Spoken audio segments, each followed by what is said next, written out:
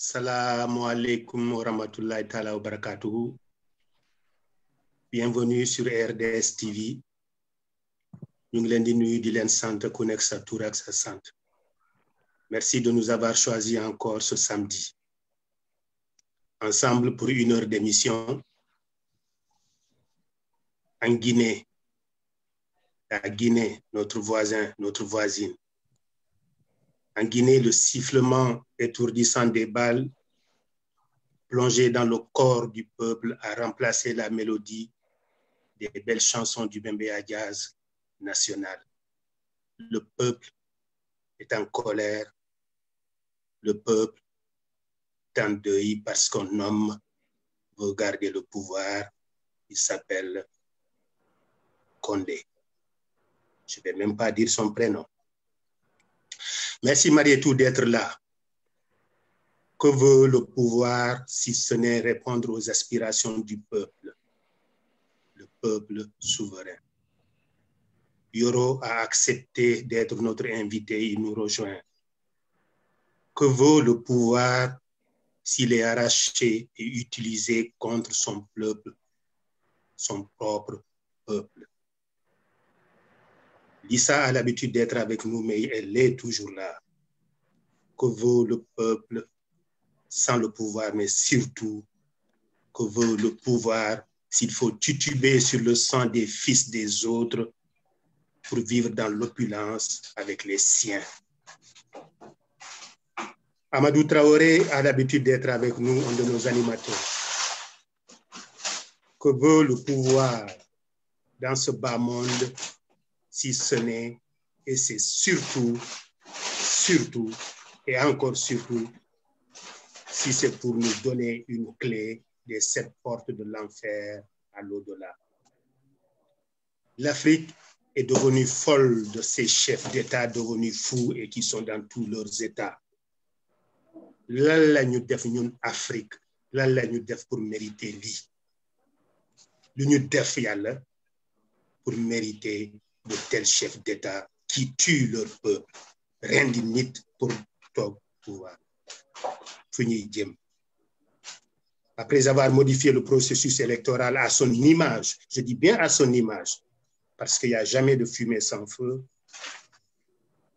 Condé s'est déclaré président et aujourd'hui, il met le peuple guinéen dans l'incertitude, dans l'insécurité, en même temps qu'il met l'Afrique francophone dans le bas-fond des dictatures. Cette première question sera soulevée et étudiée par nos invités. Mais nous reviendrons aussi sur l'implication des réseaux sociaux, d'une part, dans la dynamique des partis politiques et de notre parti politique, l'utilisation qu'on en fait, et de l'autre côté, comment l'utiliser en tant qu'instrument de conquête du pouvoir pour 2024. Tels sont les thèmes que vous réservez aujourd'hui, Réumi Diaspora TV, que vous pouvez suivre sur Facebook. Vous pouvez en même temps vous abonner sur YouTube, Réumi Diaspora TV. Merci à vous tous d'être là. Merci Marietou, merci Yoro. Je vous laisse en compagnie de Amadou et de Lisa, que je salue solennellement tous les deux, pour leur compétence, pour leur fidélité et surtout pour leur savoir-faire. Merci à vous. Merci Doyen Dramé, merci à mes frères et sœurs du parti de nous avoir accordé cet entretien. Merci à nos frères réunis de toutes parts et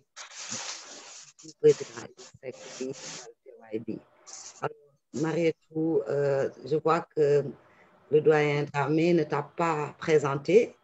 Je ne sais pas si j'ai assez de ficelles pour le faire. Par contre, Marietou, c'est une militante de la première heure, responsable communication des cadres de Réumi, c'est Carbi. Yoro Seck, quant à lui, mon membre très actif de la communication digitale.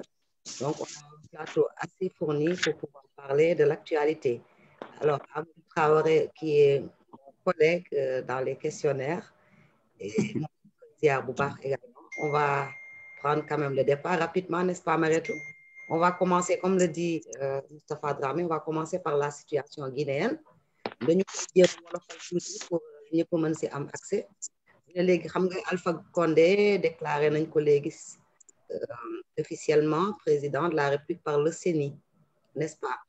Pourtant, le peuple guinéen croyait fermement au changement. Mais par contre, ñi nga xam ne seen xam-xam màcc na si politique, surtout si sous-région bi, ñoom quand même ne sont pas surpris que dina jëlaat un troisième mandat comme ça, quoi. Peut-être pas le doigt dans le nez, vous m'excusez le terme, mais par contre, ça n'a pas été si difficile que ça. Alors, léegi ñu bëggoon rek ngeen wax ñu yéen lan ngeen xalaat ci situation guinéenne bi. Mariétou, on va commencer par les dames, bien sûr. Honneur aux dames. Donc, Lisa maa ngi lay nuyu di la gërëm di la sant di nuyu Amadou Traoré, monsieur Yorosek et Moustapha Dramé qui sont sur ce plateau-là et merci de m'avoir invité à vous joindre aujourd'hui. Donc, may nuyu aussi suñu président bi ñu bokk muy le président Idriss Seck mi nga xam ne ni moo tax tey suñu xol ak suñu ay valeurs ñu bokk tey ba mën toog di waxtaan. Di nuyu aussi maire Ndeye Maguette Dièye mi nga xam ne moom mooy sama kilifa ci parti bi au niveau des femmes parce que Mariétou moom quand on parle de Mariétou au-delà de la couleur politique, c'est le genre d'abord qui est au-dessus de tout ça. Donc, di nuyu waa parti bi yëpp, di nuyu mes frères et sœurs du parti, plus particulièrement à la jeunesse et au cadre du parti avec qui je travaille tout dernièrement. Di leen jaajëfal. Donc, la situation en Guinée est une situation sous-régionale en réalité. Donc, on ne peut pas dire qu'on est trop surpris de ce qui se passe. On est indigné. Bon, on peut dire que quand on parle aussi de forfait ou de vol, on doit mettre le mot apparemment, parce que quand même, c'est un pays de droit. Bu am kenn kuy organiser ay élections. Malheureusement ou heureusement, comme dans tous les pays d'Afrique de l'Ouest, on sait ce qui se passe. C'est le parti au pouvoir qui a les mains dessus, qui nomme les gens qu'il faut, qui les mettent. Donc pour moi, le problème est plus creux que ça. C'était Guinée là, Baki Deme Côte d'Ivoire là, mais Bouni que Sénégal a déjà vécu un troisième mandat. On est, je pense, les plus expérimentés au niveau de l'Afrique de l'Ouest sur ça. Donc peut-être que nous, on n'est pas aussi, on est dépité, on a mal, mais on l'a un peu vécu quand même cette histoire-là. Donc et on sait dans le monde indil ci ben réew. Mais moi je pense que la situation elle est globale. La première situation qu'il faudrait qu'on regarde c'est d'abord la CEDEAO.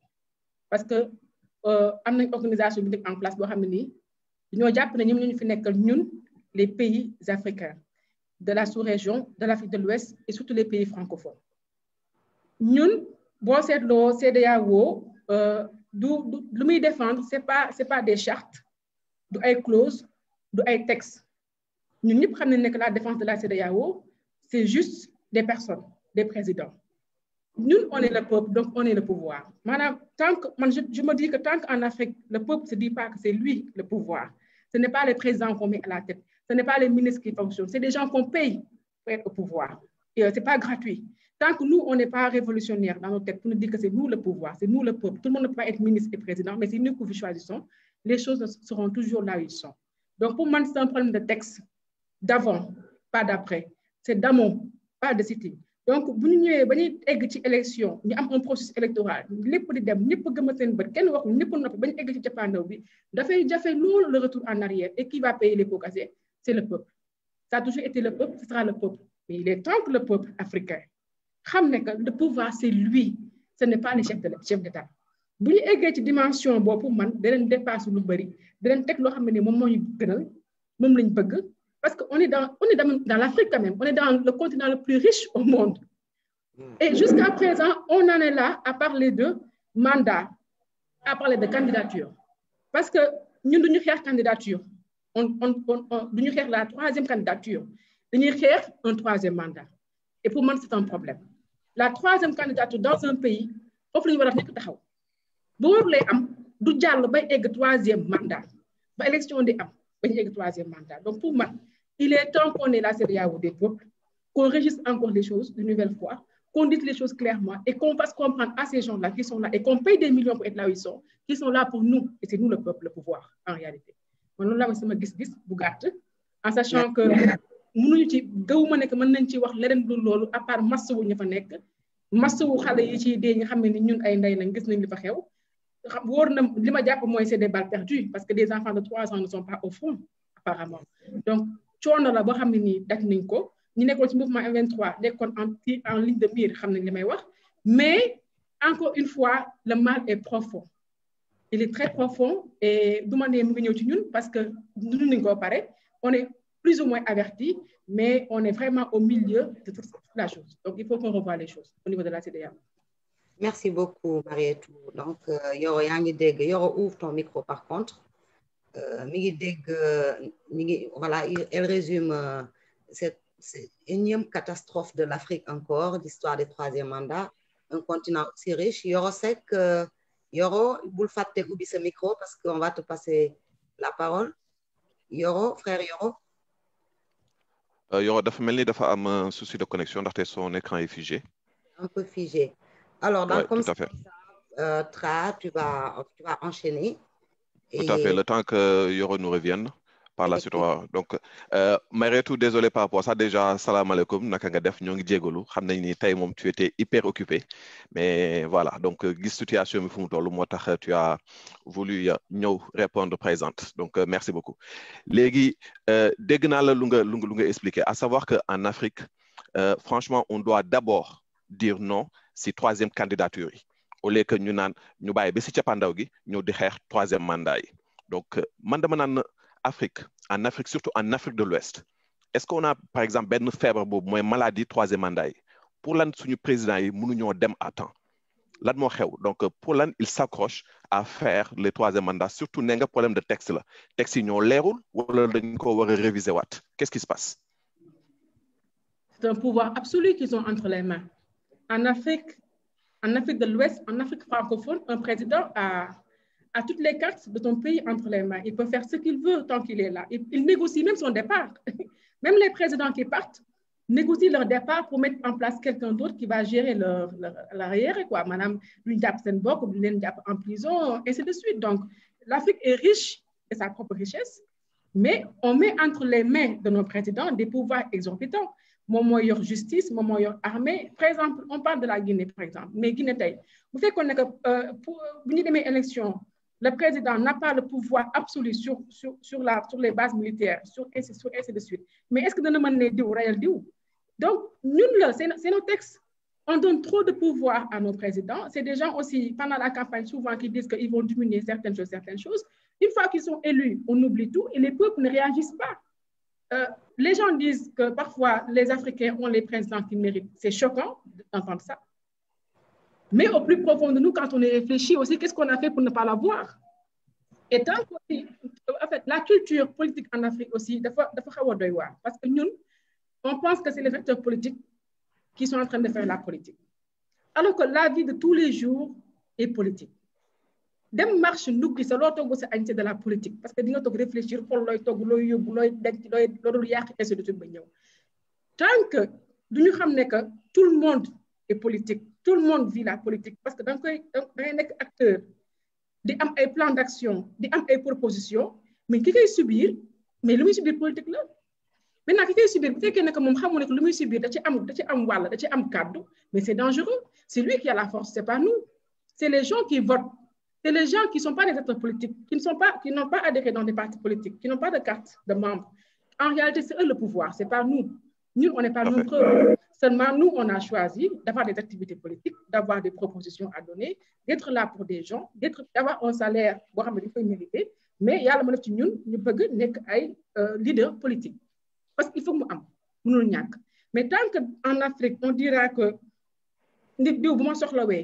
des politiques bu ñëwee dafa war a daanaka jënd en parenthèse dafa ma war a neexal raam wax ma lu ma bëgg a dégg ba ma jox sama carte alors que quand il vient vers nous il doit nous écouter c'est à lui de nous écouter c'est l'homme politique qui vient vers nous qui doit écouter ce qu'on a à lui dire comme proposition bu tënk ko boole ko ak lu mu am def ko ay texte dem def ko proposition ëllëg lu ñu ko fay salaire am da koy mériter mais ñu aussi dañuy am droit de regard sur ce qu'il fait pour man l'Afrique a ce problème-là quand tu vas en Afrique anglophone, tu vois qu'ils ont plus ou moins évolué par rapport à nous. Nous dépassent le bari ci ñun. Donc, beaucoup me disent tout le temps, mais l'Afrique francophone, deug yalla, boy dem ci ay séminaire wala ngay dem ci ay réunion de politique, da ngay am gatché par rapport à l'avancement.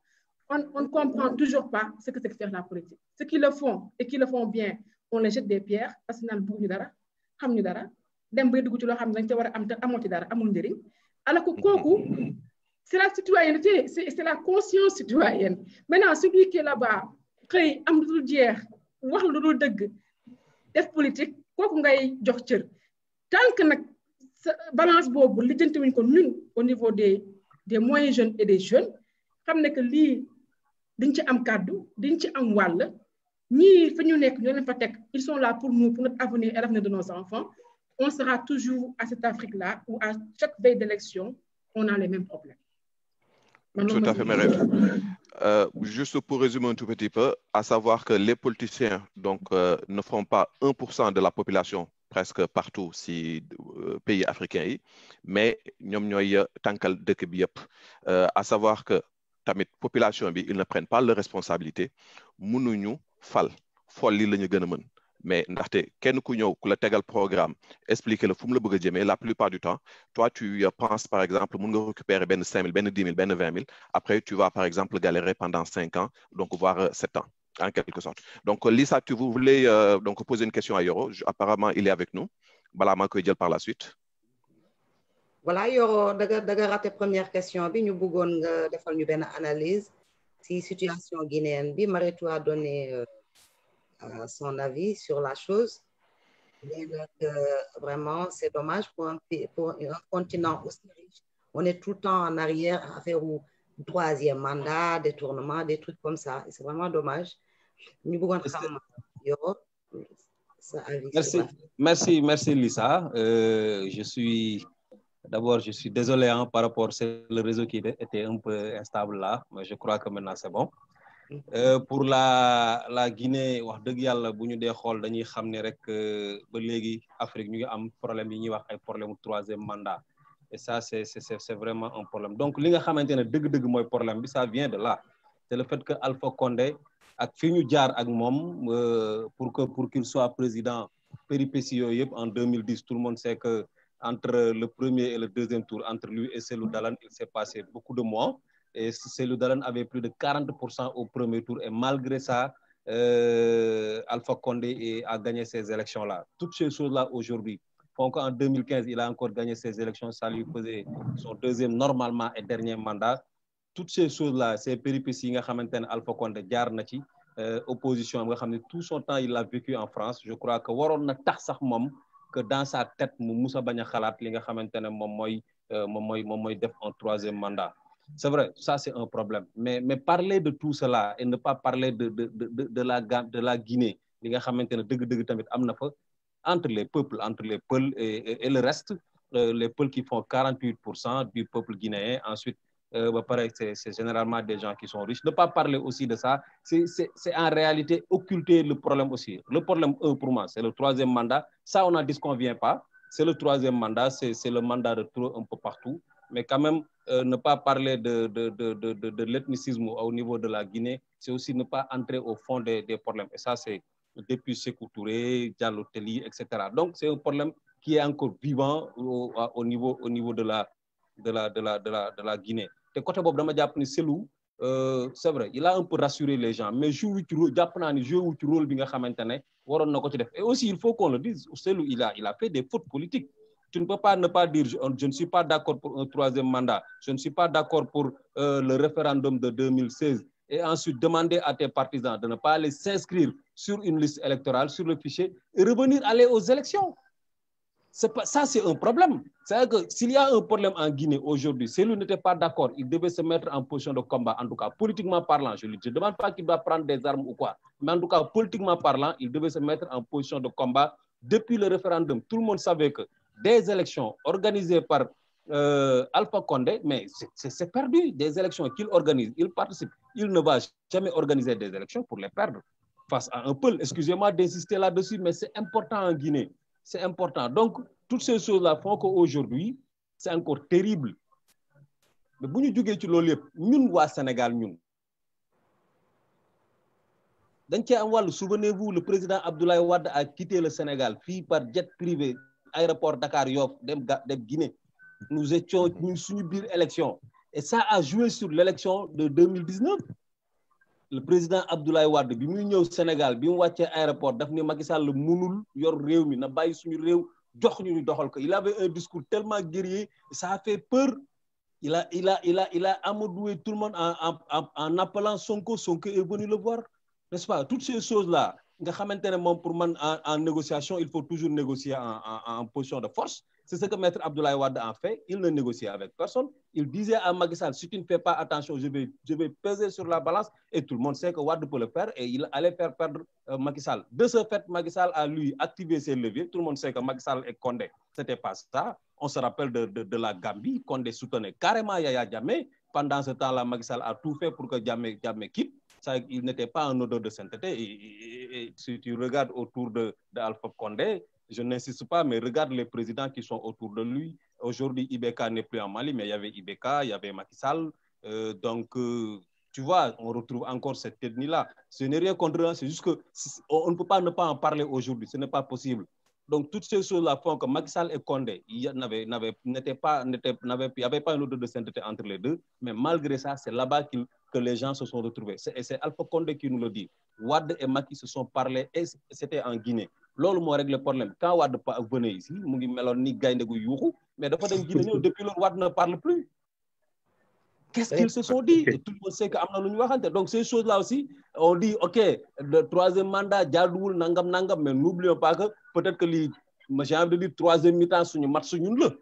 La victoire, le silence de Macky Sall, le silence de la CEDEAO sur ce qui se passe en Guinée, j'ai envie de dire sur une troisième mi-temps ou sur une élection. Parce que première mi-temps, on nous a volé ces élections-là, tout le monde le sait. Wade est parti en Guinée, ils ont dealé ça, tout le monde le sait aussi, on ne peut pas nier. C'est Alpha Condé lui-même qui le dit, les deux se sont parlé. Qu'est-ce que Wade a promis à Macky? Qu'est-ce que Macky a promis? Je n'en sais absolument rien. Donc lolo pour man, problème la yo xamantene mënuñu ko baña bolé ci yëfu Guinée bi.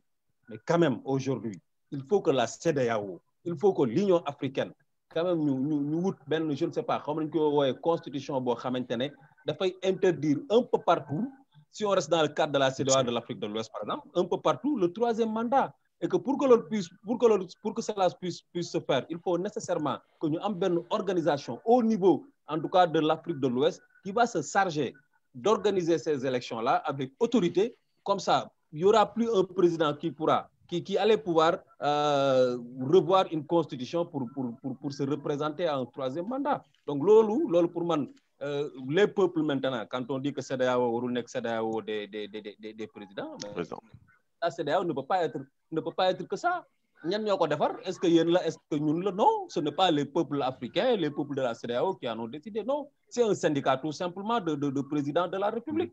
Donc, naturellement, donc ça ne sera jamais, en tout cas, qui format Bimounekeni, affaire peuple. Donc, côté bobu, pour moi, baña goudal trop, peuple dañu wara jog, mais la société civile, pourquoi ñom tam ken déggulen ci yef yi? C'est bizarre ce qui se passe en Guinée. On n'entend pas les présidents. Mais où est-ce qu'elle est, cette société civile-là? On en avait les M23, là, j'ai envie de citer le TIN. On ne les entend plus. Pourquoi? Et pourtant, on les a entendus au niveau du Mali, quand les choses se sont passées là-bas.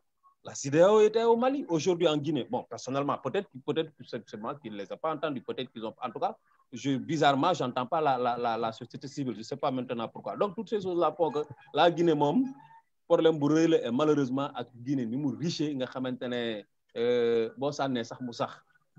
Ah oui. C'est incroyable, c'est vraiment dommage. Donc mais ñëpp war nañ ci taxaw pour que lolu mëna régler wu tamit quoi, parce que xamna ni ce qui se passe buñu xolé suñu fenêtre di leen gis certainement buñu sané bombe bi tamit tangay bi dina dugg ci réew mi quoi. Vraiment que les gens se préparent par rapport à ça et j'ai un 2024. Amadou, je vais juste rebondir un tout petit peu et je remercie Marietou et Yoro. Merci. Marietou disait tout à l'heure que l'excès de pouvoir dans les mains de nos hommes d'État en est pour quelque chose. Elle a parfaitement raison.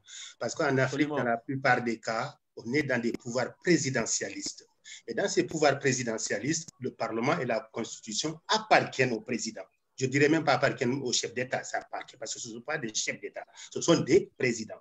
Ils n'ont pas encore atteint la maturité d'un chef d'État tel que nous le voulons avec Idrissa Seck, d'accord? Donc, le Parlement, la Constitution, tout ça, président Mokomom. Donc, du coup, c'est ce qu'il décide qu'il va se faire.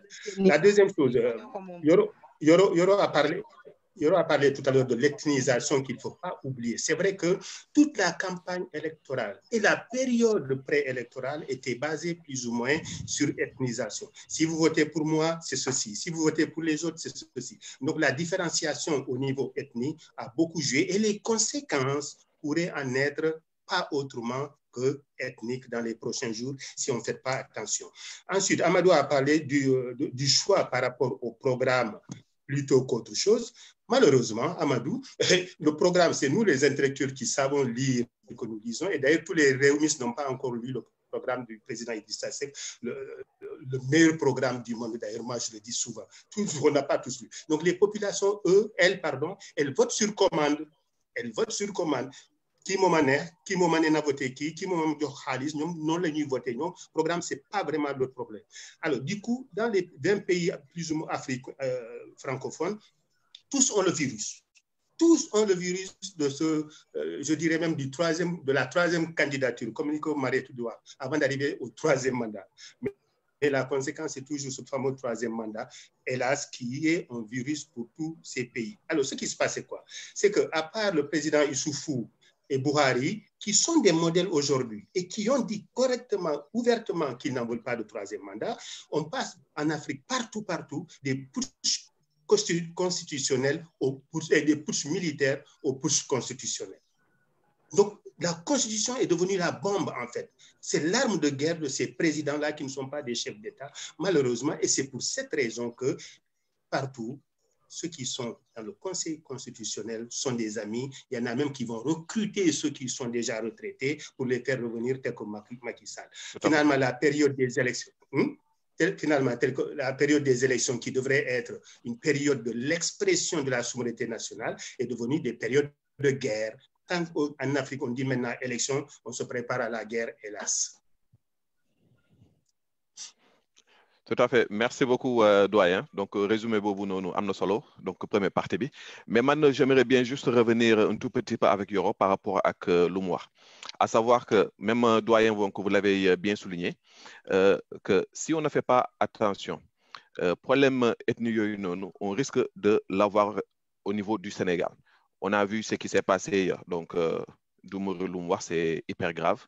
On a vu yenn leader yi donc diko campagner nan man sama fief fi la man sama titre foncier Macky Sall donc l'a dit Sonko l'a dit au niveau donc de la Casamance par rapport au niveau politique il y a pas de souci on peut le dire xamnañu ku nek ak sa base OK mais bu fekkee dañ koy wax en fonction de l'ethnie non c'est hyper grave donc on doit faire très attention donc par rapport à ça mais Yoro man je vais juste rebondir à savoir que au niveau donc luy xew Guinée. Est-ce que tu imagines l'on buñ ko xawé décaler tout au niveau du Sénégal comment ça va se passer gis nañu par exemple ethnie gis nañu tamit donc troisième mandat bi nu fa démé copie conforme la copie collée la légui suñu réaction ñun comment donc naka la wara la lañu wara am la lañu wara def pour que éviter lool non. Bon déjà il faut se battre hein il faut vraiment se battre par rapport à ça xam nga le Sénégal chance bi ñu am nous avons une armée boo xamante ne c'est une armée républicaine en tout cas gisaguma manifestation pour armée bi di tirer ci peuple bi donc on nous lance des lacrymos ça min nañ ko léegi sinon bu ñàngee ba ñàng ndox bu tàng bi la ñuy indi min nañ ko tamit mais gisaguma fu armée bi yu génnee di tirer je pense que l'armée restera toujours républicaine peut-être que chance boobu lañ am par rapport ak la Guinée par rapport ak la Côte d'Ivoire donc loolu mooy coow li mais aujourd'hui ma conviction, moi, que Macky Sall ne peut pas être candidat en 2024. Ça, on ne badine même pas avec ça. C'est-à-dire qu'il n'y a pas à dire, oui, il a nangam, mungi dak nit ñeng nangam. Lolu, ñi nga xamantene ñoy spéculer ñoy wax lolu. On ne commande pas ces choses-là pour man. Ce qui est sûr et certain, en 2024, le Sénégal aura un nouveau président. Yalla def mu nek président Idrissa Seck. Macky Sall ne peut pas. Amul lo xamantene mënul nek. Nul ne peut faire plus de 2 mandats consécutifs. Kenn mënul fexe ba wax ni Macky Sall faluwul 2012 faluwul 2019 loolu kenn mënu ko wax c'est un fait c'est lui-même en 2019 bi muy dem dafa doon wax naan pour la réélection donc réélection moom day fekk fal nañ la ba pare kon loolu si pour man ñi ko bëgg a def débat ñoom ñoo bëgg a wutal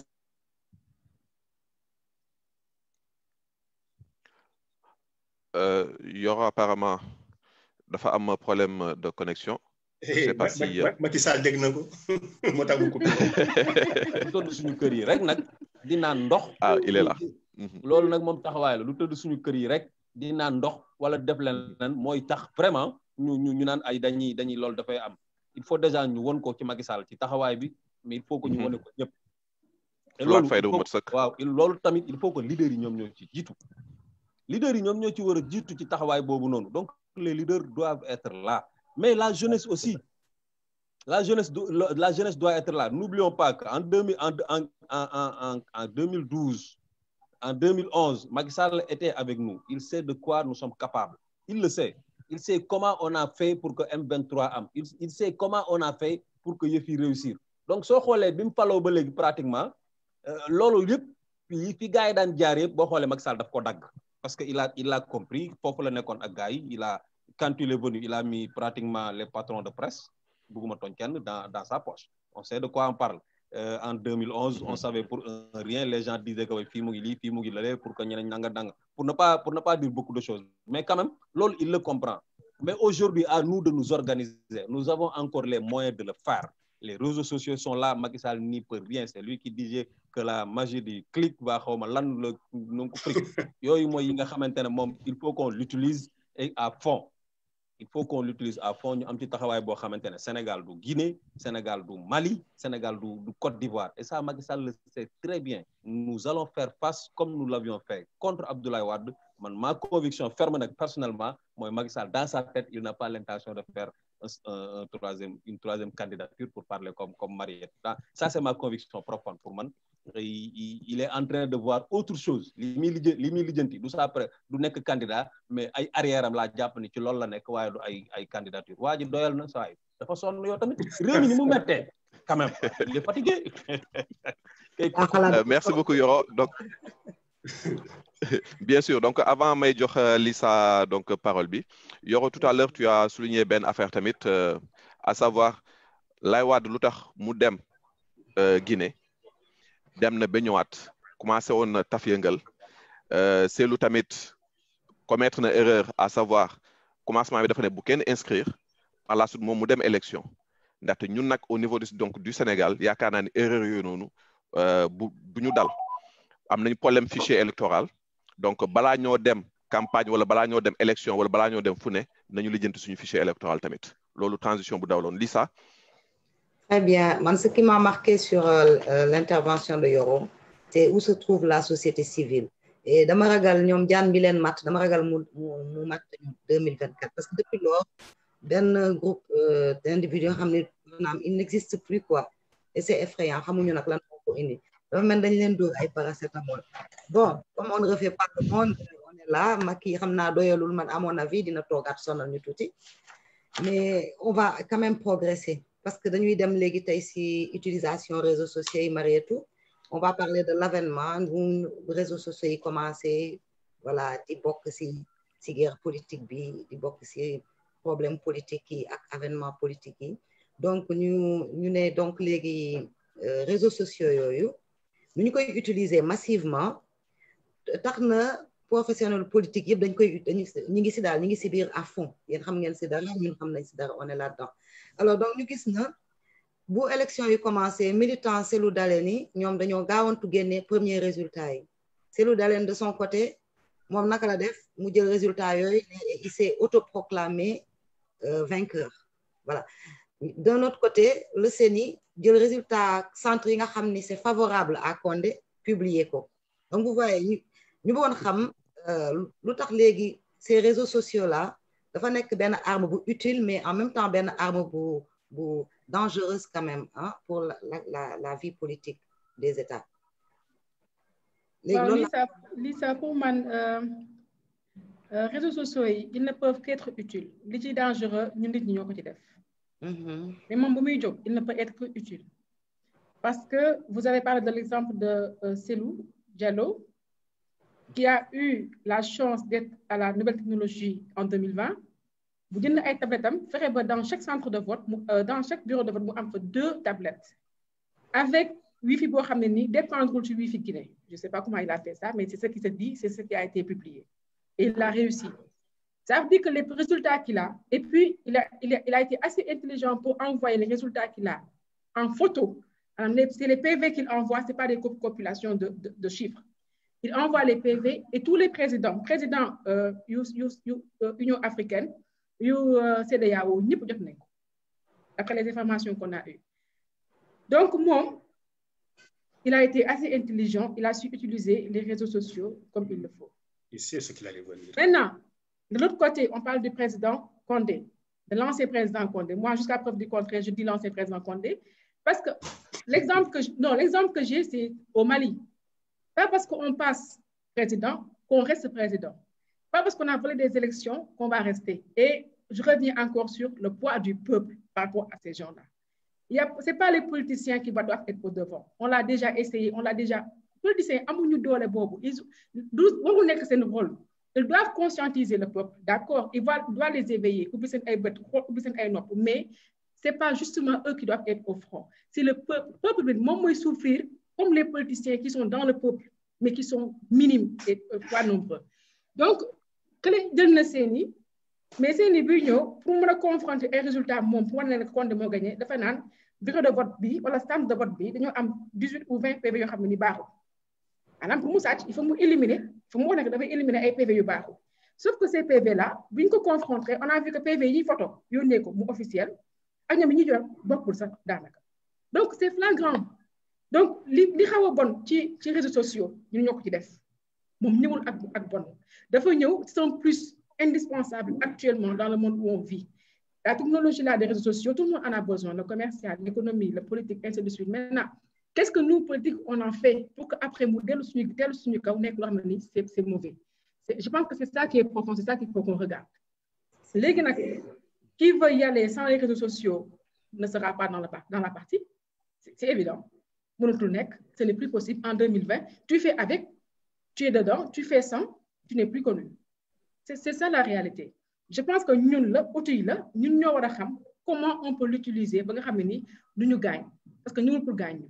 Mais c'est nous qui l'utilisons pour gagner. Moi, je vais nous filmer, nous filmer, comme tu l'as dit, si tu micro, parce que quand tu as une bataille, par exemple. Donc, voilà quoi. C'est nous, c'est l'être humain qui n'est pas parfait. C'est imparfait, nous utiliser pour gagner ay morom la mais les réseaux sociaux matériels c'est nous qui mettons dedans ce que nous voulons. Donc pour moi ça c'est clair à mon niveau. Li ci xaway li ci yakku ñun la li ci baax ñun la mom dafa ñew ak baaxam parce qu'on est en 2020. Très bien. L'utilisation qu'on a fait mom son essence c'est plutôt defar dal du pour yak. Très bien. Yo est-ce que dégg nga question bi? Madame, dañu gis na élection yi bu mu commencé donc réseaux sociaux avec la Guinée voilà ça battait son plein professionnel di ko utiliser ñi nga xam ni dañu ànd ak Cellou Dalein ñoom dañoo teel a génne résultats yi favorables ce qui a permis à Cellou Dalein de se proclamer gagnant victorieux de cette élection et ñu gis encore Séni de son côté moom mu jël centre de vote yi favorable à Condé di publier résultats yi mais ñu bëgg a xam léegi réseaux sociaux ndax léegi arme bu utile la mais bu xaw a dangereux quand même parce que yooyu yëpp dafay doon actiser ay violence ak yooyu. xam nga dama lay jox benn exemple j'avais un ami qui me disait que pistolet ki ko defar bonul mais nit ki jël pistolet bi rey ci nit wala mu def ci lu bon kooku mooy ki bon c'est ce que Marietou a dit donc c'est l'utilisation que nous faisons quand même du sax ay réseaux sociaux rek ci lépp quoi ci lépp ki koy def moo koy baaxal wala moom moo koy bonal. En tout cas man personnellement je vois que réseaux sociaux yi lu am njëriñ la trop en tout cas dimbali nañu trop tey boo xoolee da ngay xam ni la communication digitale a vraiment remplacé la communication classique. Je m'explique. On était jeunes da nga daan xëy bu dara xawee tey suba la ko journaux yi di génnee aujourd'hui maintenant c'est du tic au tac donc da ngay xam ni la communication maintenant te li ko waral mooy adduna bi léegi rapidité la ñuy dund vitesse. Donc, quand on parle de village planétaire, ce qui se passe à l'instant T aux États-Unis, ben, tu le sais à l'instant T au Sénégal. Donc, tu as dit que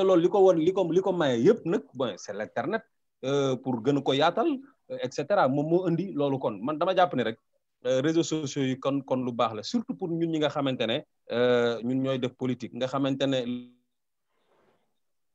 tout avant tout le monde, j'ai envie de dire, moo tax mu mettre un secrétariat national en charge de la communication digitale parce que xam na réellement ban impact moo ko wax bi mu toogee conseil des ministres en 96 si ma mémoire est bonne mu ni gars yi internet Abdou Diouf dañu ko lan mooy internet xamuñu woon lu xew ci àdduna bi donc ça veut dire que donc comme nous avons l'habitude de le dire il est en avance sur les autres tout simplement cause pour laquelle très tôt il a mis en place la communication digitale da ngay xam ne kon di digital bi tey dafa am liggéey boo xamante ne bu rëy boo xam daf koy def ci politique et ça c'est celui là compris soo déggee li Maratou wax nga xamante ne dem na wut ay tablette am wut internet am hors internet bu Côte bu Guinée pour vraiment pouvoir faire passer son message et quand même c'est une erreur de sa part aussi de publier des résultats c'est pas à lui de le faire généralement les codes dañuy tere loolu donc c'est normal nag si nous sommes des politiques nous en usons chaque fois parce que c'est pour influencer en réalité moom moo tax gars yi di koy def je me rappelle que le Rewmi avait sorti ses résultats le Benno Bokk Yaakaar aussi hein donc ku ci nekk les trucs là ku ci nekk da nga daan génn ses résultats pour wax maa gagné fii maa gagné fële mais malgré ça tout le monde était scotché à sa radio pour déglu réellement résultats yi nga xamante ne moom la gars yi di joxe donc loolu rôle la boo xamante ne nit ñi dañ koy def c'est ce que Cellou a fait. Malheureusement, j'ai envie de dire que lui, il a sorti des résultats presque officiels. Parce que dans la mesure où, pratiquement, bureau de vote, Google a fait ñaari tablette. Donc, yo xamantene da ngay am ki mëna génné procès verbaux yi nga xamantene ñom ñoo fa génné nga photo ko publier ko du coup il sort des résultats officiels. Motax li Maratou di wax peut-être actuellement néna gagné na. On va voir si est-ce qu'il va pouvoir gouverner. Mais loolu pour mu mëna am ak ni ma gisé ni CEDEAO di sétane président yi di sétane alors qu'il a l'armée avec lui, je crois que dans ces conditions-là, il pourra gouverner. Maintenant, c'est le peuple qui risque de mourir parce que dinañ ci ray ñu bari et jusqu'à quand maintenant est-ce que le peuple va continuer à suivre les manifestations vont-ils continuer à exister foofu nag réellement bu fekkee ñoom am nañ taxawaay boobu nga xamante ne ils vont continuer à le faire comme ni nga xamante ne ñoom la ko naar yi di arabe yi di defee bu boobaa Condé ne pourra pas gouverner, il sera obligé certainement de partager le pouvoir ak formule boo xamante ne moom la CEDEAO toujours di indi bon séddale affaire yi tu restes au pouvoir tu donnes à Cellou un poste de premier ministre nangam comme ni ñu ko defee bon Cellou va-t-il accepter ou pas je ne sais pas mais dans tous les cas la CEDEAO viendra certainement ak une solution de ce genre mais loolu pour mu am moom il faut peuple guinéen bi am taxawaay boo xamante ne mu jaral leen ko li ma sama benn xarit di wax ñu bari dee ci pour que vraiment Condé puisse reculer pour que maintenant l'opinion internationale commence à jaaxle pour que CEDEAO mën a ñëw nag ni attention kaa la ñu toog ñu waxtaan nag jéem a xool résultat yi colmater quelque chose pour revenir maintenant ci li nga xam ne mooy communication bi man dama jàpp ni actuellement aujourd'hui la communication digitale dafay jouer rôle boo xamante ne mënatul ñàkk ci politique tous les leaders l'ont tellement compris ils sont tout le temps sur Facebook bu ñu dee xool nag au Sénégal pour ne pas le dire celui qui a le plus compris ben c'est Ousmane Sonko même ce sont ces éléments parce que li ñuy woowee uniformisation du discours nga xamante ne mooy les commentaires moo koy indi nga xamante ne tey jii bu ñu demee bay wax te loolu dafa bokk ci communication digitale honnêtement ñi ko gën a réussir fii ce sont les gens de Sonko je suis désolé de le dire mais c'est la réalité parce que tout simplement waa kër Idrissa Seck ñun rares sont les gens qui sont sur Facebook, rares ce sont les gens qui acceptent de se mettre dans les commentaires totalement. Donc il faut que côté boobu tamit ñun nangu dugg ci yëf yi bu baax a baax liggéey ci wàllu woowu jàppale la communication digitale ba yëf yi gën a jëm kanam surtout sur les commentaires loolu mooy li nga xamante ne moom mooy li gën. Pour le moment man jàpp naa daal côté boobu war nañ ci gën a góorgóorlu on est en train soit peu de faire beaucoup de bien par contre boo demee nag ci ça c'est maintenant le président Idrissa Seck moom moo gën a def boom ci li nga xamante ne moom mooy élection yi par rapport au digital mais ça c'est l'homme Idrissa man je veux parler carrément du parti parce que boo xoolee le président Idrissa Seck il n'a pas fait de pré-campagne pendant ce temps-là Sonko était tout le temps sur les réseaux sociaux avec pré-campagne am. Le président de SEC a parlé moins de 17 minutes, je pense, c'était 16-22, quelque chose comme ça. Lors de mon pré-campagne, qui investiture FDR. Et du coup, il a fait un boom pour devancer tout le monde. Et ça, c'est l'homme Idrissa. Donc, sur ce plan-là, loolu jàpp communiqué li nga xamante ne mooy digital bi kenn mënu ko bàyyi actuellement ce n'est pas possible léegi nag ñi ciy dem di ci def lu bon ñoom la engagé ñi ciy dem di def leneen kenn mënu leen tere Donc, faut nécessairement compter, c'est ça. C'est ça, merci beaucoup, frère Yoro. Oui. Je suis tellement d'accord avec leur analyse par rapport à l'utilisation du digital, parce que si vous avez bien écouté, même le créateur de Facebook, Mark Zuckerberg, il avait dit ça. Il avait dit, moi, que ce qu'il a créé n'est pas une bombe, mais il ne laissera pas sa famille l'utiliser. Donc, aucun membre de sa famille n'est sur Facebook, personne. Mais oui, ça dépendra de l'utilisation que les gens vont en faire. Lui, il a créé un instrument de travail qui doit rapprocher les gens. Nous en faisons quelque chose qui nous éloigne, malheureusement, par l'utilisation qu'on a fait. Donc, je suis totalement d'accord avec eux sur ça. Au niveau des conséquences par rapport à la Guinée, ce que Yoro a dit tout à l'heure est tellement vrai. C'est-à-dire qu'il y a une grosse blessure politique, sociale qui s'est ouverte en Guinée. Ça ne peut s'arranger que plus ou moins si Diallo accepte d'entrer dans ce gouvernement, mais ça m'étonnerait. Mais sinon, la blessure, elle est ouverte encore pendant un temps, le temps que cette personne-là qui est là, je l'ai dit, cette personne, je ne sais même pas si c'est une personne, que cette personne-là qui est là foute le camp par la main invisible de Dieu. Sinon, son pouvoir, il va continuer à l'exercer. Et ce serait bien dommage, ça veut dire que même les institutions guinéennes, désormais, pendant tout ce temps-là, resteront malades. D'accord? Donc, c'est un mauvais signal pour nous autres au Sénégal, mais c'est en même temps un bon signal pour avertir Macky Sall par rapport à ce qu'il pourrait décider de faire demain. Donc, c'est ça que je voulais ajouter à leur analyse tout à l'heure, qui me semble très juste d'ailleurs. On continue, Amadou? Oui, tout à fait. Merci beaucoup. Depuis 5 ans, il y a un bon signal pour Macky, Pour nous, les jeunes, d'anciens jeunes de PDS qui ont shifté vers Réumi et tout ça, qui croient connaître l'homme Macky Sall, c'est un autre débat. Ce qu'on oublie, c'est qu'au Sénégal, on a 2 choses. Les autres pays n'ont pas apparemment, c'est nos guides religieux. C'est quoi? Bima nekkee Mali, ma gis li fi xewoon Mali, ma gis l'importance que le peuple africain donne et de sur quoi les peuples musulmans à leur guide religieux, c'est extraordinaire. Sénégal, li mu am lépp mu neex ñu mu naqari ñu foofu la tënku.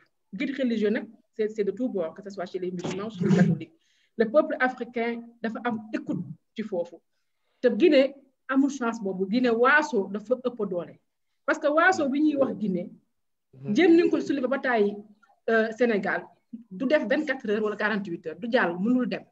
Ça ne passe pas et ça ne passera pas. Je ne pense pas que ce soit problématique. Mais ce qu'on oublie, c'est que, man li ma gëm te gis ko par expérience mooy, si Cellou et le peuple guinéen décident que Condé du nekk président, il ne sera pas président. Et la CEDEAO et l'Union européenne, l'Union africaine, les Américains seront les premiers dans les heures qui vont venir à tout faire pour que l'on l'aille. Man loolu laa gëm. Parce que loolu laa gëm parce que tout le monde disait, oui, tout le monde, bain de sang, ça dépend de l'intelligence. Non, bain de sang, ça dépend de l'intelligence que Cellou va avoir par rapport au peuple guinéen. Parce que pour moi, le Sénégal est entendre un peu les autres peuples africains.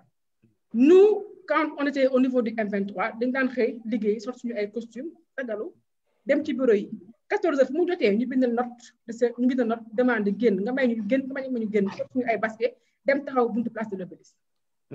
Buñ ñëwee ñu tag ko suñu salaire bu ñu xëy ni demande maanaam différence bi les peuples ne sont pas pareils ni ñu façonné bokkul ba pare les guides religieux jouent un rôle extraordinaire au Sénégal. Mais même chose boobu laa gis man au Mali da nga daan xëy liggéey balaa midi ñu takk seen ay bagages ñoom ñëpp dem. Parce que gis nga la corruption mooy li nga xam ne ni ci dëkk Sénégal moom kenn waxutul waxu corruption moom mais elle est tellement déguisée que di nga koo taaral tellement que pour nga jot ci dafa jafe mais dans la sous-région dans les pays comme le Mali ou la Guinée mais la corruption elle est étalée au grand jour. Tu as de l'argent, tu as ce que tu veux, tu n'as pas de l'argent, tu n'as rien, c'est évident.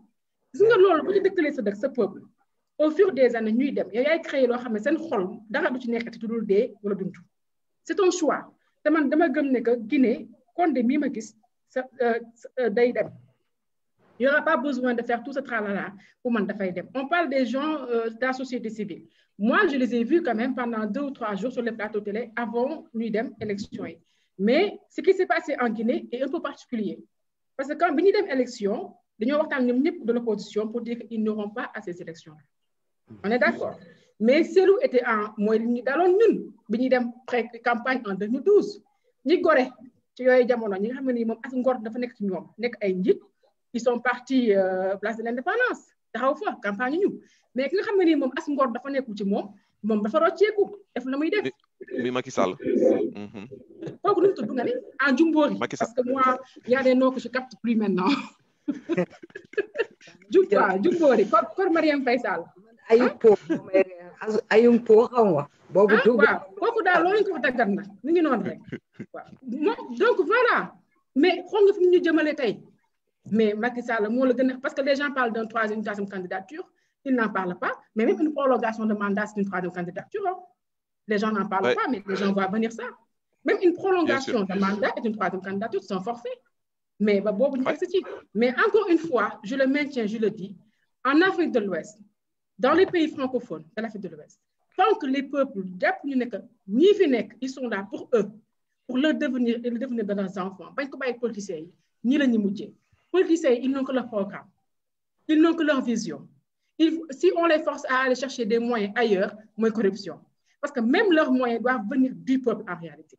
Parce que quand tu adhères dans un parti, si tu as un parti, tu as financièrement un parti, tu as un parti. Yo même boo amee 100 francs 100 francs ëpp 1000 francs ëpp ko doole gis nga culture boobu tant que ñun indi wuñu ko ci au niveau de l'Afrique de l'Ouest indi ko suñuy biir parti ça sera toujours pareil des gens penseront que eux ils n'ont rien à voir avec ça et pourtant on décide pour eux de ce qui les arrange pas et on se retrouve là et c'est dommage quand même. Ouais.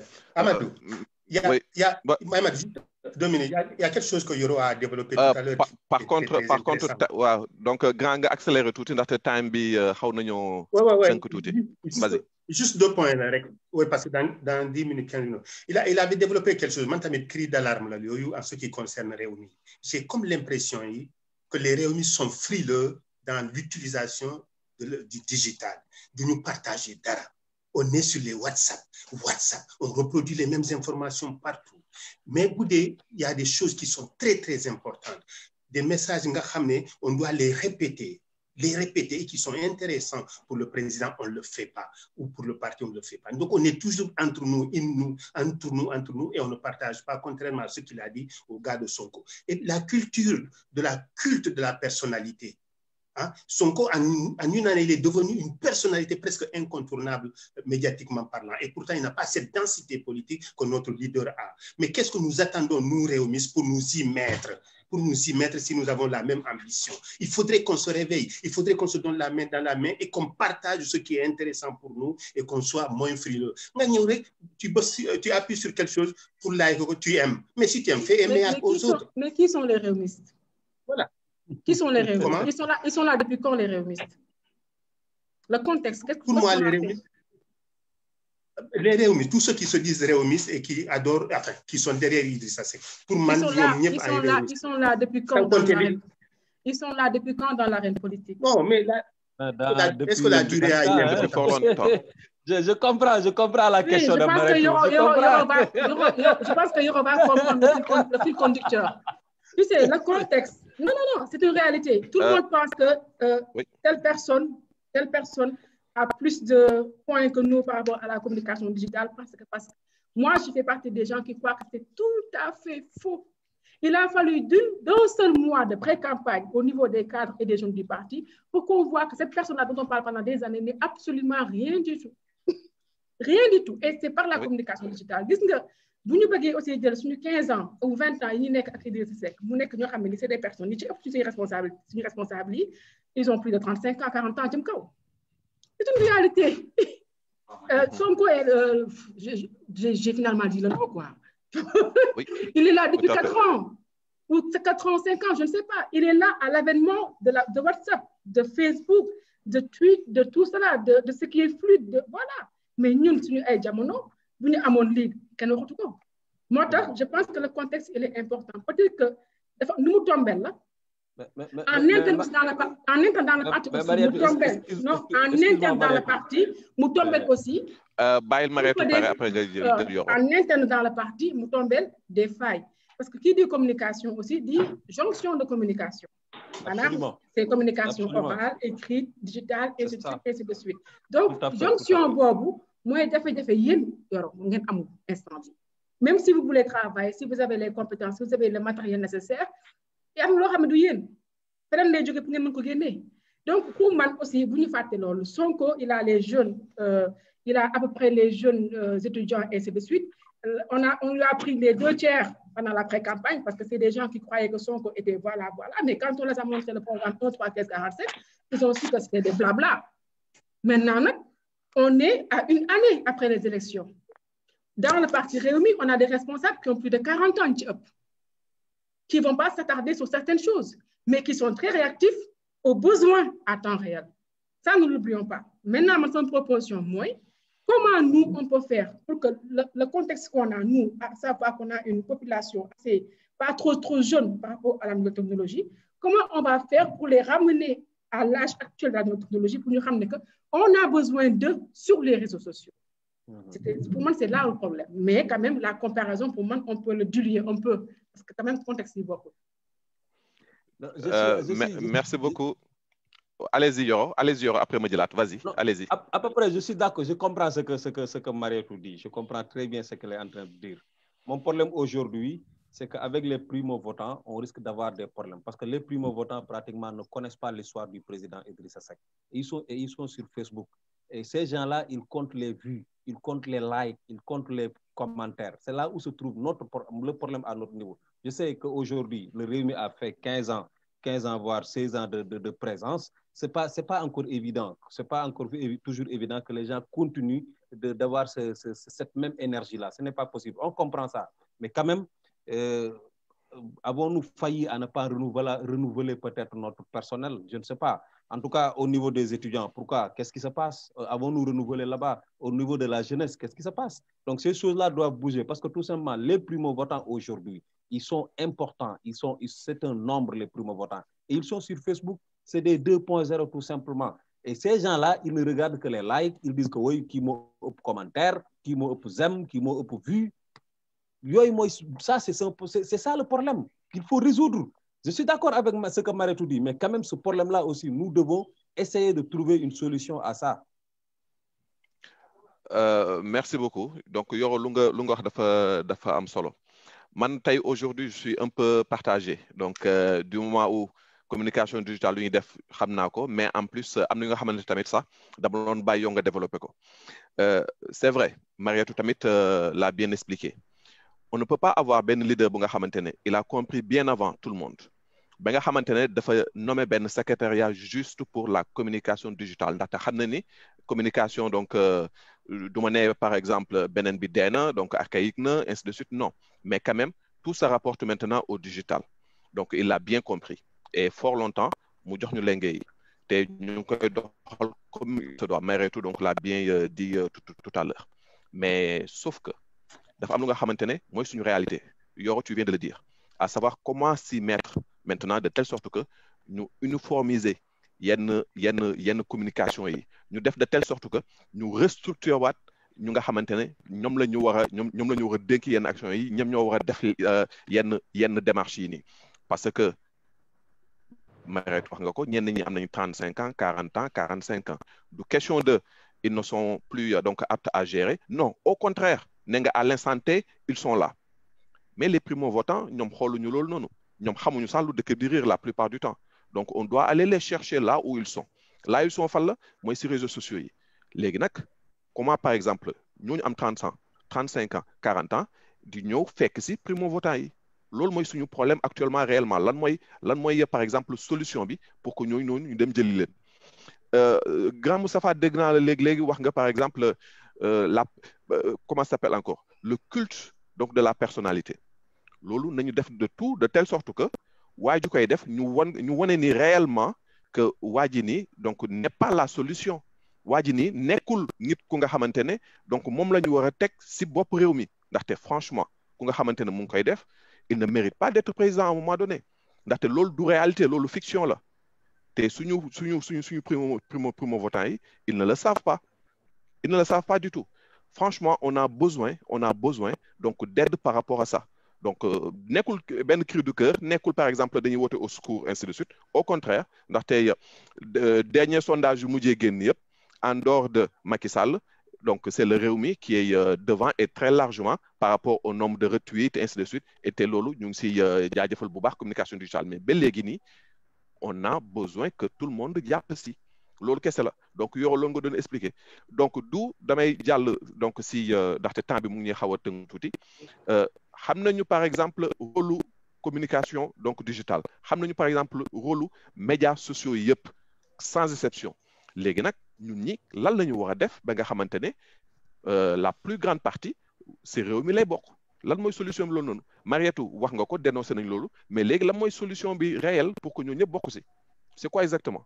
La reprécision sera de taille. Quand je dis, par exemple, la tranche d'âge de 35-45 ans, je parle surtout des retweets, des commentaires dont il y aura parlé, des suivis.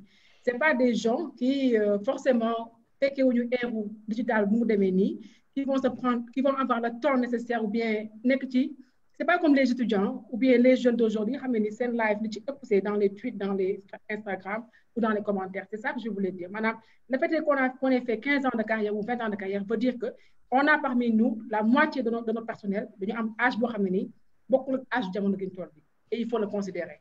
Maintenant, comment refaire les choses pour que nous ayons un apport d'importance? Maintenant, moi aussi, ce que je absorber, c'est d'abord en interne. Il nous faut un SN en charge de la communication générale. Parce que on parle de la communication digitale, c'est un contenant, ce n'est pas un contenu. C'est un moyen là, ce n'est pas le contenu. Quelqu'un qui gère une communication digitale n'est pas obligé de mettre un contenu. Et on ne lui demande pas d'être topissime, écrire des notes ou des lettres. Mais quelqu'un qui gère le contenu de oui. Mais dans ce cas, est-ce que nous n'avons que doublon, à savoir SN de la communication classique ou la communication tout simplement, avec Benen SN de la communication digitale? Parce que par la suite, ça va se... C'est pas la même chose. Allez-y.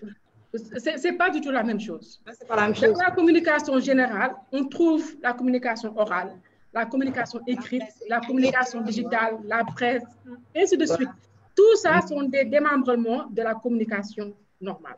Quand on partit à juste un SN à la communication, il est obligé d'avoir des débranchements, communication écrite, orale, digitale, ainsi de suite. Nous, on a la chance d'avoir une communication digitale. Il est là. Donc, nous avons mais avec Diamono, nous avons une communication. Moi, je donne mon exemple.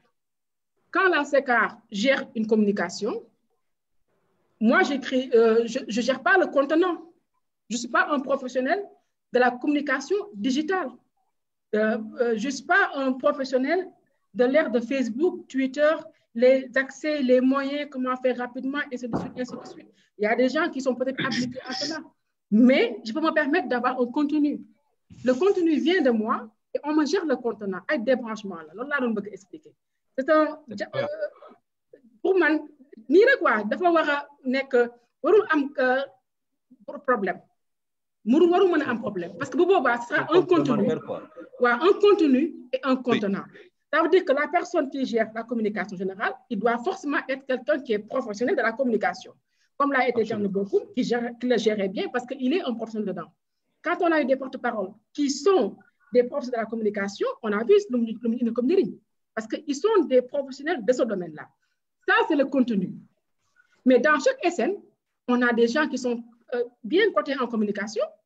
Quand tu vas vers Asbabakar, vers la jeunesse, vers tout, on a une communication avec la muy bind bi wala muy wax bi ñoo ñëpp nag ñoo dajalé ñooy le contenu ñoom ñooy balancer wu ci le contenant ñoom ñooy matière bi ñuy jox la communication digitale la ko yow fexal li fës fexal li siw fexal li ñëpp yëg ko man loolu mooy sama gis-gis pour man foofu mooy on a appris quelque chose on a tout mis dedans alors que loolu noonu moo nekk un débranchement d'ailleurs donc day am fu mu sooke man loolu laa gis benn la moo tax mu xaw koo jafe mu xaw a jafe ci ñoom mu ñu ñëw centraliser lépp parce que déjà bi ñuy ñëw fekk na mu amoon ay groupe WhatsApp mu proliféré mu am ay Facebook mu am lu nekk boo xoolee parti Rewmi comme beaucoup de partis dans le Sénégal am benn événement bu am ci biir parti bi man Marietou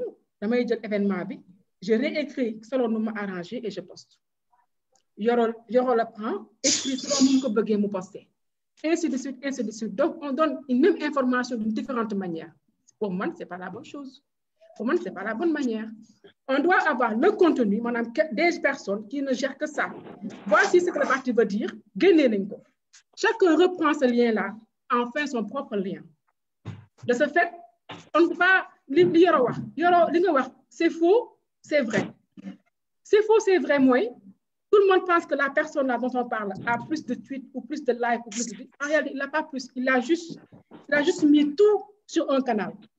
Alors que nous, on a plusieurs canaux. Vous n'êtes sur un canal, mais on est dispersé. Ça, c'est une réalité. On est dispersé. Vous nous rassemblez, mais même Macky Sall, nous non, c'est un fait. C'est un fait. Donc, juste le temps que, par exemple, sur Yoro, là, on a ben SN, communication digitale. Am nañu ay SN bu nga xamantene bëri nañu que mu nekk par exemple massification que mu nekk structuration ainsi de suite ku nekk am na sa communication léegi nag am nañu tamit keneen ku nga xamantene mooy porte-parole bi mënul jouer rôle par exemple ku nekk sa SN ku nekk par exemple sa comment ça s'appelle encore SN ou n'importe quelle structure bu ñu amee seen communication ba yéegal ko à la base porte-parole bi xam na ko soit mu jàllale ko sinon communication donc SN yooyu noonu ñu repéré wu si communication digitale mu tas ko quel que soit alpha si communication digitale les mujjee en quelque sorte ndaxte actuellement bu fekkee am nañu porte-parole mu def communication classique bi xam nañu ni temps yi nii ñu ngi ñu daan jàngal Marc mu ñu ko doon wax bële passé à savoir benn communication dafa war a nekk lu court lu précis benn discours en quelque sorte pour que vu que sur toile bi il y a énormément de messages yu nga xamante ne dafay jàll kenn amul temps wu par exemple xool yenn discours kilométriques yi déglu yenn par exemple vidéo yu nga xamante ne c'est plus de 10 minutes yooyu yëpp bu ñëwee si au niveau donc de la communication que ce soit digital dinañu def de telle sorte que mu mën a nekk lu nga xamante ne ça sera viral si toile bi ndaxte léegi ñëpp a ngi si toile bi kan moo fi gëj a lire wala jënd journal dem di ko xool wala même journal télévisé yu nga xamante ne mu ngi am depuis télé si poche bu mu amee ba léegi la plupart du temps du ma ne c'est obsolète mais gars yi donc vont de moins en moins di seetaan journal wala di jënd ay journaux di ko lire il passe juste si seen tablette wala xool vite fait moo tax ma ne est-ce que du nekk doublon si donc si sens boobu noonu mais par contre suñu porte-parole on doit faire de telle sorte que qu'il soit plus visible certes c'est difficile en ce moment donc voilà ndaxte il parle par exemple du porte-parole Idrissa Seck mais porte-parole parti bi la bu parti bi defee dara on doit avoir le porte-parole il doit être là donc loolu mooy problème bi donc pourquoi pas on n'a pas un porte-parole bu nga xamante ne dina dem jëli information yëpp donc mu jàllale ko par la suite communication digitale relayer ko ñenn ñi relayer ko comme ça canaux yooyu noonu ñu mun ko centraliser retweet yi mun a am njëriñ. Amadou, merci pour cette précision. Encore 5 minutes parce qu'il y a une autre émission qui va suivre tout à l'heure. Hein, on s'accorde encore 5 minutes. On va essayer de synthétiser un peu pour arrêter dans les 5 minutes. Donc, on demande pardon à nos invités, mais bon, c'était très, très intéressant, mais on n'a pas le choix. On est porté aussi par le timing. Mais vraiment, je pense qu'il est temps de penser à ça. Il faudrait qu'il y ait quelqu'un qui sorte du lot et qui rassemble toutes ces communications, les capitaliser pour que les gens aient une visibilité de ce qu'on dit, de ce qu'on fait, de ce que dit le parti, parce que pour le moment, chacun dit ce qu'il a envie de dire par ailleurs. Et par ailleurs, la com digitale, c'est, je dirais, c'est le bras droit du parti. C'est le bras droit du parti, c'est la centralité communicationnelle de notre parti. Donc, nous tous, on s'accroche à cette com digitale. Moi, nous rapidement pour pouvoir nous en servir, nous tous. Merci beaucoup. Donc, Yoro, oui, allez-y. Très rapidement. Une précision de mon avis personnel. Oui. Quand on parle de porte-parole, le porte-parole ne porte pas la parole des SN. Par exemple, le SN qui est chargé de faire les élections il peut avoir une organisation interne, mais ce qu'il fait, on est d'accord. C'est ce qu'il a dit, c'est ce qu'il a dit. Tout à fait, tout à fait. Par contre, tous les communiqués qui sont officieux du parti, c'est à lui de porter ça et de faire le démembrement. C'est ma difficulté, moi, le contenu et le contenant. Tant que ñaar yooyu déterminé wuñ ko mu leer suñu bopp bi, ñu def la jonction des choses et que même au niveau des communications que nous avons, muy man muy keneen, qu'on ne se permet pas d'avoir notre propre communication, ñu am ligne de conduite boo xam ne nii quand il y a une communication officielle mais bien faite, vraiment j'insiste sur ça parce que voilà, mais bien faite, ñëpp jëlandoo ko xam ne li mooy communication officielle bi ñëpp partagé na ko. Après les commentaires, tout le monde est libre de faire un commentaire sur sa propre page, mais là où la bas blesse mooy chacun a en fait sa propre communication. Li ko waral mooy mu war a jógee lu jógewul parce que la communication digitale c'est un contenant, c'est pas un contenu. Maintenant comme que amuñu contenu, tout le monde veut avoir son propre contenu et pour moi c'est un problème. Tout à fait. Merci beaucoup par rapport à cela. Yoro, donc tu peux intervenir rapidement. Juste que dire que ce que Marietou a dit, elle me rappelle avant la présidentielle, 1 an avant la présidentielle, c'est comme ça qu'on travaillait. C'est vrai que depuis le départ de Thierno, on n'a pas un chargé de com, c'est ce qui manque aujourd'hui. Si on avait un chargé de com, il va centraliser tout ce qu'elle est en train de dire. Maintenant, on ne l'a pas, mais avant la présidentielle, 1 an avant la présidentielle, c'est comme ça qu'on travaille. On avait mis un pôle de communication où il y avait presque tous les communicants du parti et ensuite géré à l'époque par, je pense, il y avait Détier, il y avait Seydi, le professeur Seydi, et souvent quand le docteur venait, il venait aussi appuyer. Mais c'était excellent en ce moment-là. Aujourd'hui, c'est ce qui manque. Mais c'est dû à quoi? Enfin, c'est le président. Tout tourne autour maintenant du président Idrissa Seck. C'est à lui de trouver un chargé de com pour centraliser tout cela, n'est-ce pas? Maintenant, la communication digitale, elle est là, elle est en train de faire ce qu'elle peut. Je crois qu'elle est en train de bien la faire, en tout cas dans tous les cas. Donc, en attendant que nous ayons un chargé de com, il faut vraiment faire avec. C'est vrai, sans chargé de com, maintenant, chacun est libre de faire sa propre compréhension de cette chose-là. Voilà, ouais. Merci beaucoup. Chacun croit. Merci beaucoup. Chacun croit qu'il est libre. Autour de ça, il faut demander au président Idrissa Seck de nous donner un chargé de com. Inch'Allah, ce serait excellent. Et puis, le travail va reprendre comme avant. Il n'y a pas de souci par rapport à ça. Tout à fait. Merci beaucoup, Yoro. Lisa, vas-y. Marietou, c'est effectivement ça. Hein. Chacun se sent libre quand même. Parce que man damay xool sama cas mën na am bu ma suggérer communication digitale j'en suis pas là quand même hein, parce qu'en général quand je suggère ça peut être validé mais damay jox exemple tey mën naa ñëw jël benn publication ma jox ko Babacar ne ko wala Yoro ngeen ma dugalal lii s'il trouve que c'est pas bien et que moi je trouve que c'est bien et que j'ai les capacités d'une communicante dama koy dugal rek. Ouais, donc c'est bon. Voilà. mais ça, tu viens de dire quelque chose qui vient de toi. Effectivement, hein? Là, tu viens de dire quelque chose qui vient de toi. Moi, je parle de la généralité, je parle de quelque chose qui vient du parti. Et que chacun en fait sa propre communication après. Oui. Non, Mariette, excuse-moi, non, Mariette, là, ça n'est pas normal. Quelque chose qui vient du parti. Oui, quelque chose qui vient du parti aujourd'hui. On a, oui. Yow gis nga ko ba tey ngeen defar dara ba pare génne ko après am ñoo xam ne dañoo mel ni man wow bët jël ko c'est propre communication remettre ko dans leur page Facebook après des trucs affaire parfois mu baax parfois du baax et bu baaxulee après ça revient vers vous malheureusement balaa ñuy yéeg ba xam ne réellement du war yéeg c'est dafay difficile man exemple bi may joxe bi ma mën a joxe di jaajëfal waa communication bu Sekar aw ma seen fay parce que tout le monde parle de Marietou mais c'est pas Marietou. Par exemple, les gens de ICT, Pierre, Fatma, Djibril, ceux qui géraient la communication, le contenant de la communication, mais c'est avec eux que je faisais comme vous, hein, mais c'est avec eux que j'ai su l'importance d'avoir un seul site où les choses se font là-bas et que chacun a l'obligation, quand tu es membre de ma communication, tu as l'obligation de repartager ce que nous, on a mis et qu'on s'est mis d'accord. Virgule, donc, tu changes. Et on ne peut pas aussi vouloir que sur une live, sur une vue, en expand, nous voulons dire sur WhatsApp, le texte, la personne qui a le texte là-bas, mais il ne fera aucun effort pour aller voir la page, ce qui est dans la page. Je suis désolée, je le dis. Bon.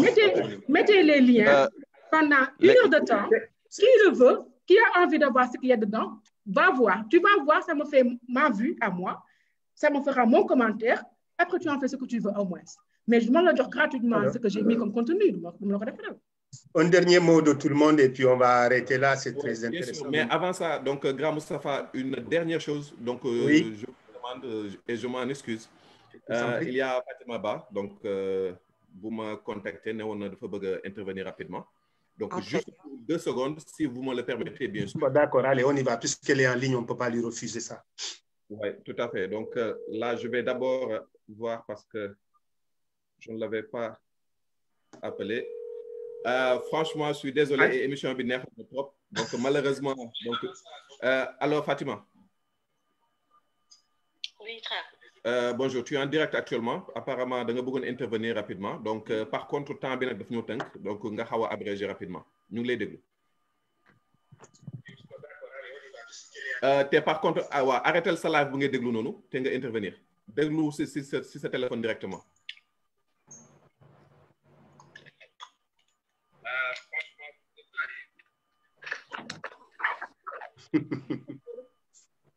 yaa may dégg yow la ñuy déglu de. C'est les aléas du direct. Asalaamaaleykum waa RD. waaleykum salaam. waaleykum salaam. allo. Traoré yaa ngi may dégg. waaw ñu ngi lay dégg bu baax ñëpp a ngi lay dégg. àdduna ngi lay dégg. di commencer par Grand Moustapha moom mi manager l'équipe de communication. Donc toutes mes félicitations à l'équipe de RDS. Merci. Merci à Marietou Gadiaga, l'invitée. Merci à ma sœur Lisa. Merci à Amadou Traoré pour le travail que vous avez battu. Il y a aussi Yorsek comme invité aujourd'hui. Intervenir. Pardon? Il y a aussi Yorsek comme invité aussi. Ouais. Ah, voilà, ça m'a fait également manque de Sargal. Donc, je sais que de mon besoin une toute petite intervention. Je trouve que les mariés tout même, voilà, en parler. Donc, juste par rapport à la communication, au compte et au contenu. Voilà, donc, juste pour dire que, comme tu l'as si bien dit tout à l'heure, donc, il faut amener le boubar qui est publié. Parce que, par exemple, ligne publiée au niveau des pages, li ma publié sur ma page, man lay engagé. Wow. Man lañ si gis. Mais li publié si page par exemple comme digital wala page CKR wala page RDS, loolu day engagé entité bi.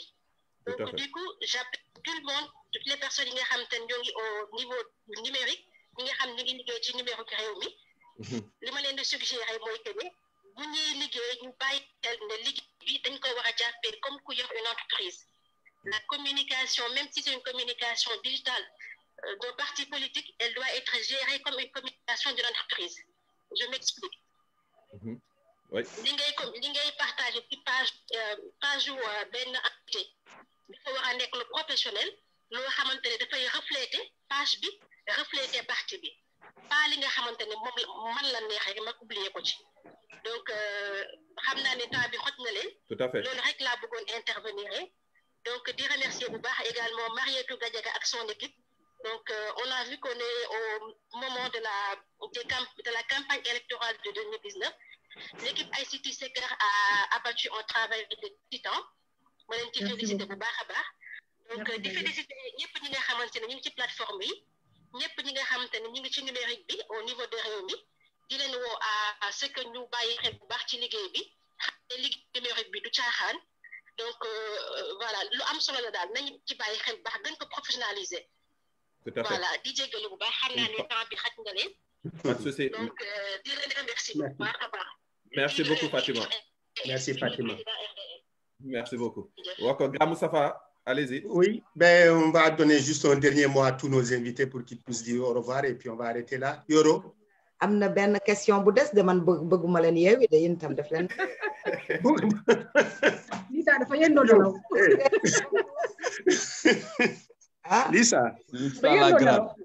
Lisa yaa ma ne woon démb nañ moytu temps bi. Non, Lisa, dafa lu la neex. Fii moom on est que 2 femmes. Fais ce que tu veux. Ça fait yow doo changé quoi. Bon, allez, Lisa, on y va. Mais il y a une autre émission qui suit sur le même truc. Ouais, tout à fait. C'est la bokk, hein? RDS ak collectif yooyu yëpp pour 2024 la pour jàppale suñu waay suñu kii ñu bëgg kii ñu gëm. Alors, ñu gis na RDS créé na télé mooy fi ñu toog nii RDS TV ñu gis aussi que comme digital mi ngi am benn ngandam projet aussi pour def je crois affaire benn projet digital en tout cas ça va être certainement mag. C'est ça machallah yàlla na sotti. Alors ñu gis na réew mi ak président Idrissa Seck bu loolu yëpp amee maanaam ils seront bien servis quoi mais léegi naka ngeen nar je veux dire ngeen génnee leen tuuti si affaire yi bagages yi naka ngeen nar a liggéeyee par exemple wala bu dee loolu aussi c'est quelque chose que vous ne pouvez pas divulguer ñu bon xam ndax am na yeneen outils yu war a bees quoi ñu war a mën a gis parce que man à part projet télévision digitale bi je crois c'est télé je suis pas sûre lii comme digital nar a def ak à part RDS TV man gisuma leneen lu bees ci parti bi est-ce que am na fii leneen quoi de neuf quoi pour 2024 c'est ça le résumé.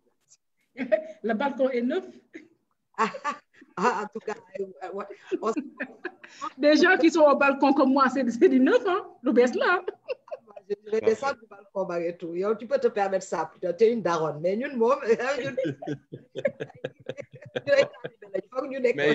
mais Yoro soxlaw nañu nga expliquer ñu loolu par rapport ak communication digitale qu'est-ce qu'ils sont bon merci d'abord Lisa d'abord mu permettre ñu wax ci suñu projet bi nga xamante ne actuellement projet bi gën a mag muy web TV bi on a déjà le local wax dëgg yàlla on est vraiment en train de le faire. Nous avons déjà yenn matériel yi commencé nañ ñëw salon bi yenn caméra yi table de mixage donc on est en train vraiment de à fond nous sommes à fond ci projet boobu noonu yaakaar naa ni daal fii ak ay fan incha allahu rabbi dina sotti bon da ngeen may permettre ma lancer tamit benn appel rek pour gars yi gën ci jàpp parce que tout le monde sait que la télé coûte cher.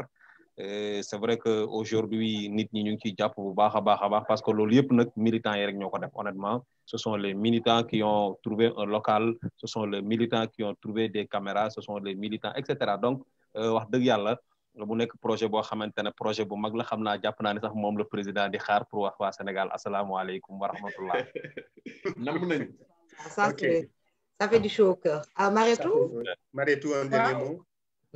di leen gërëm rek di leen sant est-ce que le dernier mot du par rapport à l'argent de la RDS aussi duñ ci wax loolu mooy si base allez-y ak collecte de fonds bi parce que je pense que mooy si base RDS aussi bon juste benn contribution par rapport à ce que Yoro a dit ce serait bien de penser à mettre en contribution les gens qui sont pas au balcon comme moi mais qui sont toujours actifs pour la communication je pense que je l'avais proposé une fois je le réitère.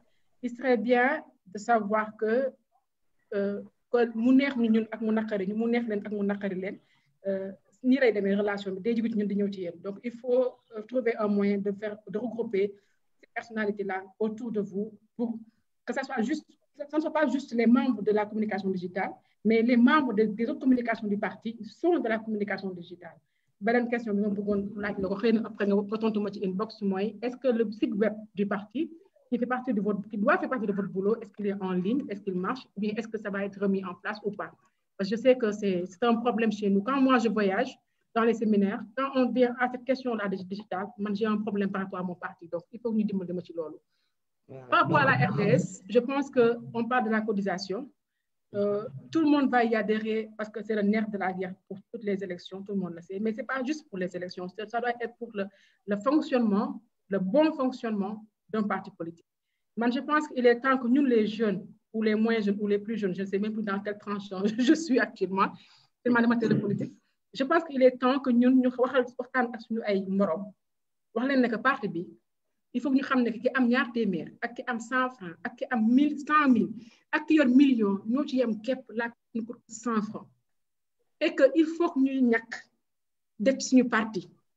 Gis nga foofu la war a commencer bu ñu ñàkkul def suñu parti di jox suñu parti jox suñu ay leader pour que ëllëg mën leen nekk ñun ñoo defoon ci yéen tax ngeen nekk fii lii bu leen ñu fontoo on n'en veut pas tant que egg ñu ci foofu affaire du dem tant que ce sera à eux, pendant les élections, d'aller vers les populations pour donner des tissus ou de l'argent, ce sera toujours ce rapport-là de force qu'il y a entre nous. Donc, il faut qu'on cultive dans nos partis cette notion-là de donner de soi en argent, en nature, en idéologie, en intellectuel, je ne sais pas, mais il faut le don de soi. Il faut que nous réinitier. Donc, je remercie la RDS pour ça.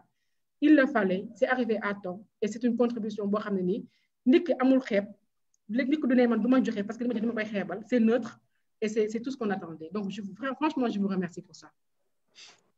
Merci beaucoup, Marietou. Merci vraiment. Tra, tu peux rajouter quelque chose? Mais man, Yoro Seck noté parce que nous aussi, comme digital, nous bokk man ak Amadou Traoré. Ñun ñëpp comme digital lañu bokk. La communication digitale, moi, secrétariat bi ci nekk ci parti bi nga xam ne ñëpp ci lañ bokk. Voilà, ça fédère tout le monde. Et merci à vous tous. Merci de Yoro. Mais am na Marietou denk nañ ko xanaa après inbox ñu kii ko ñu suggéré ko. Les vrais comme digital, je ne peux pas la réponse des taux. Je vous remercie tous. Merci d'avoir été avec nous, Lisa, Amadou et surtout nos deux invités. Marietou, bravo, merci. Yoro, tu n'as été informé qu'aujourd'hui, pour participer à cette émission, et tu as montré toute ta dimension politique, intellectuelle et humaine. Tu aurais pu dire non, je ne peux pas le faire, mais c'est ça un homme politique aussi, d'être prêt quand il faut être prêt ou il ne faut pas être prêt. Merci d'avoir accepté et tu nous as montré une autre dimension. Ça prouve bien que Réumi a tout ce qu'il faut là où il faut. Et le progrès scientifique, il est comme ça justement.